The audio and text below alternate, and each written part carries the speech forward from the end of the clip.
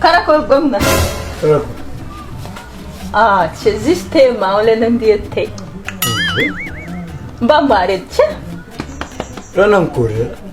Fa hainao.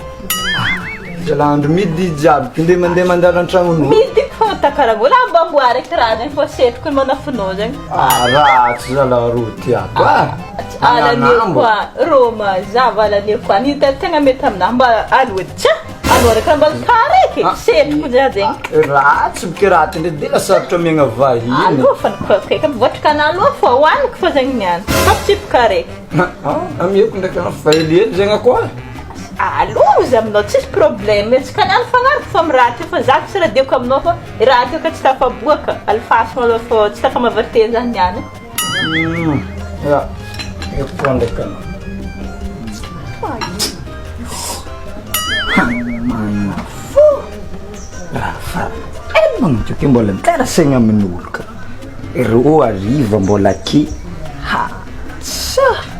ataoko akory izy ty ody foana aiza mitsotiana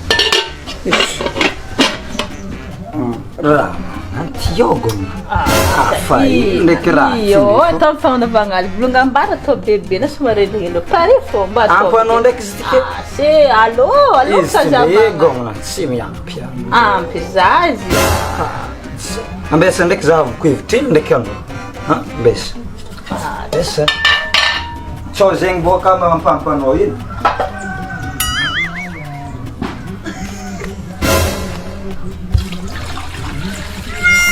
magnan'iny donc izy ampy tsara be izy iny an sa manakory gomna manakory marigna vary aminjay anao nankory variky aminjay vary sa manakory ambesy maloha pasal adiniko antrano telefôna ambesely maloha te koa miza mbola andiniky maloha za mbola diniky sy zay mivolaniko aminao igny fô rananako tsy lanisy moraly ndraiky rô tsano fonody mbola tsy mahay valy marigny boka